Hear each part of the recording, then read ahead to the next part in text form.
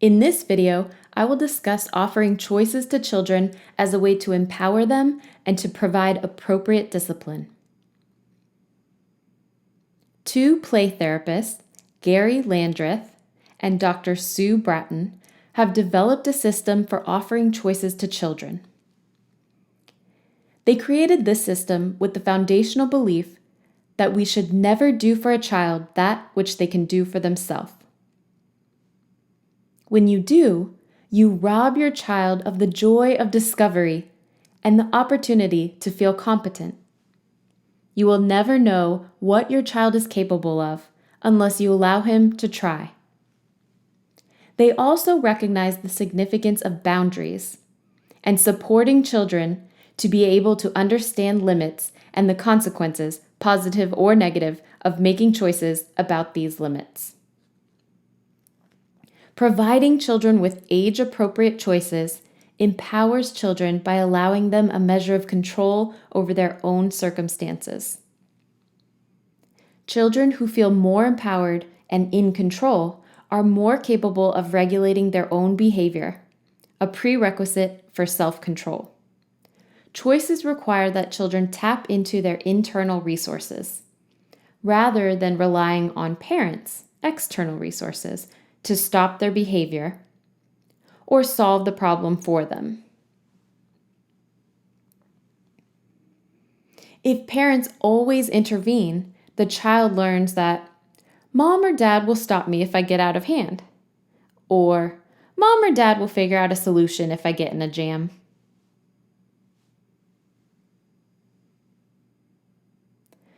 Presenting children with choices provides opportunities for decision-making and problem-solving. Through practice with choice-making, children learn to accept responsibility for their choices and actions and learn they are competent and capable. Choice-giving facilitates the development of the child's conscience.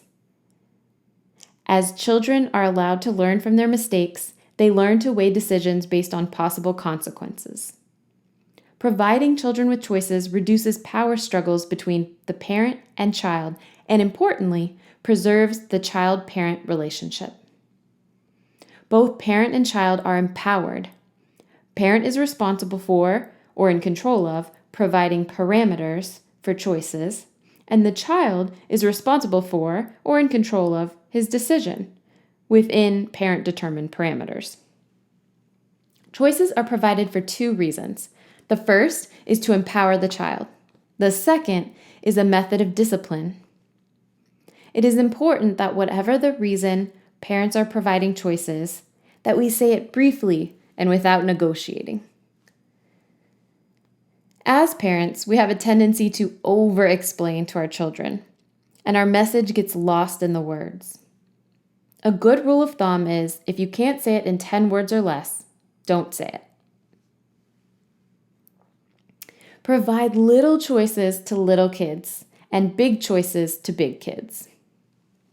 A young child should not be making decisions about bedtime or medication. However, they can begin to assert their preferences in small ways. For example, a 3-year-old can only handle choosing between 2 shirts or 2 food items. For example, my daughter is 2 years old. Do you prefer the red dress or the pink dress to wear to school? Annie, do you want milk or water with your lunch? Provide age-appropriate choices that are equally acceptable to the child and to you. Remember that you must be willing to live with the choice the child makes. Do not use choices to manipulate the child to do what you want by presenting one choice that you want the child to choose and a second choice that you know the child won't like. Both choices must be acceptable. Recently, my daughter has been enjoying technology, like most kids. She enjoys watching movies, playing video games, and using her iPad.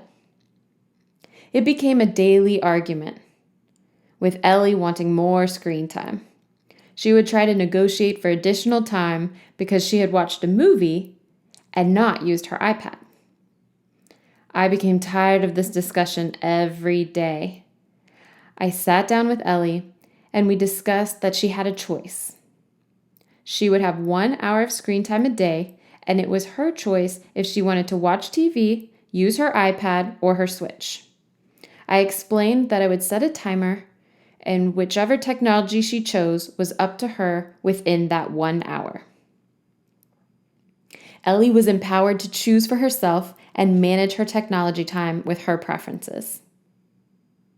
Children need parental guidance and discipline. In many instances, parents must make decisions for their children, decisions that children are not mature enough to take responsibility for, such as bedtime, other matters of health and safety, and compliance with household policies and rules. However, parents can provide their children with some measure of control in the situation by providing choices. Choices can be used to avoid a potential problem. Similar to the example with my daughter, choices given are equally acceptable to parent and child. In this case, choices are planned in advance by the parent to avoid problems that the child has a history of struggling with. For example, if your child has trouble getting dressed in the morning, provide a choice of what to wear the evening before to avoid a struggle the next morning. After they have made the choice, take the outfit out of the closet, ready for morning. Children who are given the responsibility of making a decision are more likely to abide by the decision. In selecting choices to prevent problems, it is very important that parents understand the real problem that their child is struggling with. If your child always comes home hungry and wants something sweet, but you want him to have a healthy snack, plan ahead by having on hand at least 2 choices of healthy snacks that your child likes. Before he heads for the sweets, say, "Ellie, I bought cheese or apples for snack. Which would you like?" Or, if you made your child's favorite cookies and it is acceptable for your 5-year-old to have 1 or 2 cookies, say, "Annie, I made your favorite cookies today. Would you like 1 cookie or 2? This is another place where structuring for success can be applied by eliminating the majority of unacceptable snack items and stocking up on healthy snack items. Structuring your home environment to minimize conflict allows both you and your child to feel more in control.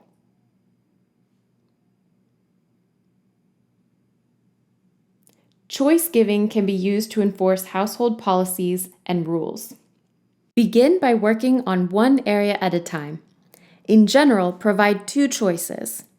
One is phrased positively, that is the positive consequence for complying, and the other choice is the negative consequence for non-compliance, something that you believe your child would not prefer, such as giving up their favorite TV show or technology time.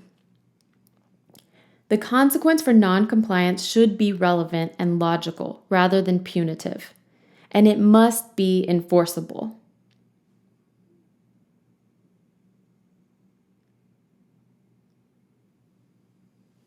Currently, in our house, there is a lot of struggle over bath time.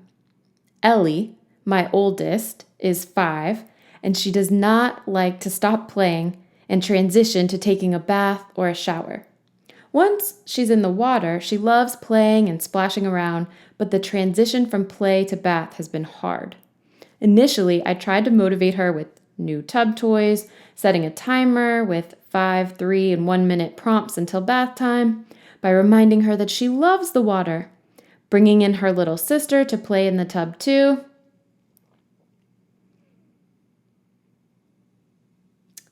But when none of this worked, I then remembered I had another strategy I could try. Ellie is highly motivated by screen time, as I shared earlier. I remembered the words of Gary Landreth and told Ellie that we are instituting a new and significant policy. If she chose to comply, she would have her screen time after the bath. If she chose to argue or to refuse bath time, she would choose to forego screen time for that day. In the beginning, she was motivated by her iPad and Switch game. However, After about a week, she regressed and chose not to comply with the expectation. When she realized that I was following through with not having her screen time, there was a lot of crying and begging. When that didn't work, she jumped up and got into the shower. And when she was done, what do you think she asked? Of course, she said, "Can I have screen time now?" I told her that she had already made her choice, that when she chose not to comply, she chose not to have screen time that day, and we could try again the next day. It is important to be consistent and follow through with what we say. After that moment, bath time improved and became much more pleasant. Children may be able to comply the first time you announce this new policy because you have just informed them. But what is important is that you begin to allow your children to use their internal resources and self-control to remember the new policy without constant reminders. Remember that the new policy was implemented because you were frustrated and tired of nagging. If your family policy is that toys must be picked up before dinner in order to watch TV, your children will likely do so on the first night. But on the second night, the parent says, "Annie and Ellie, dinner will be ready in 10 minutes. It is time to pick up your toys." Then you leave the room. When it's dinner time, you go back in and announce it's dinner time, and you see that the toys are still scattered all over. At that moment, you say nothing. You wait until dinner is over, and you go into the room and say, "Oh, I see the toys on the floor. It looks like you decided not to watch TV after dinner tonight."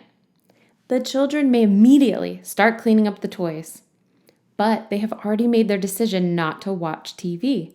Say, "Oh, you're thinking that if you pick up your toys now, you can watch TV, but the policy is that toys have to be put away before dinner." After children plead for another chance, follow through on the consequence, calmly and empathetically stating, "I know that you wish you would have chosen to put your toys away before dinner so that you could watch TV. Tomorrow night, you can choose to put your toys away before dinner and choose to watch TV." Some children will choose not to watch TV for several nights in a row. When the children do put most of the toys away, you can help to put a few remaining toys away and say, "It's time for dinner. Looks like you've chosen to watch TV after dinner tonight." These are a few guidelines to remember when using choice-giving strategies. Enforce the consequence without fail and without anger.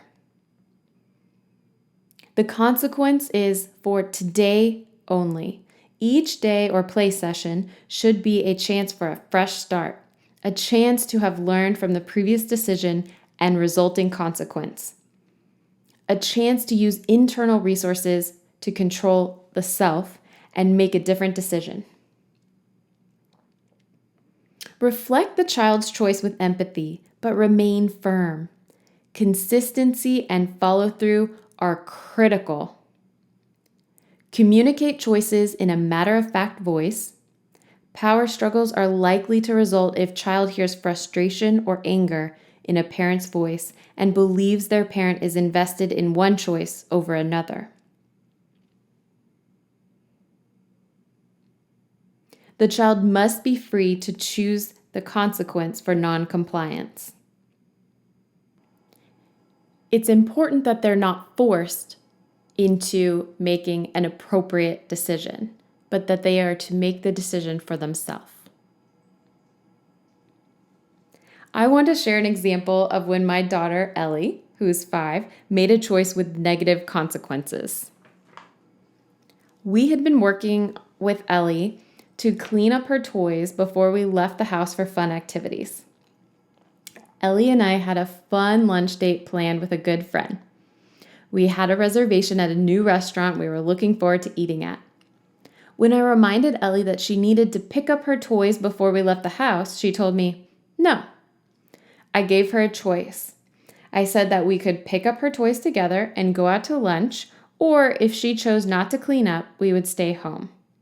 She again told me, "No, I won't clean up."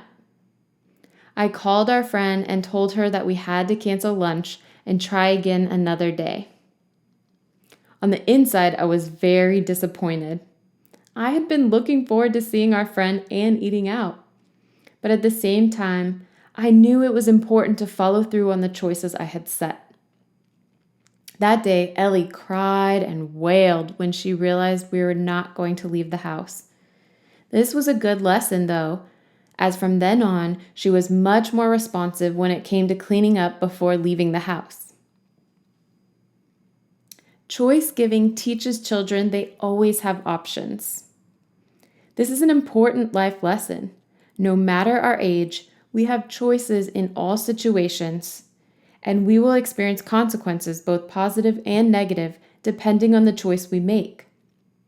My hope is, after watching this, you feel more comfortable and confident in choice giving, that you begin to build your child's self-worth by empowering them with the ability to choose. Thank you.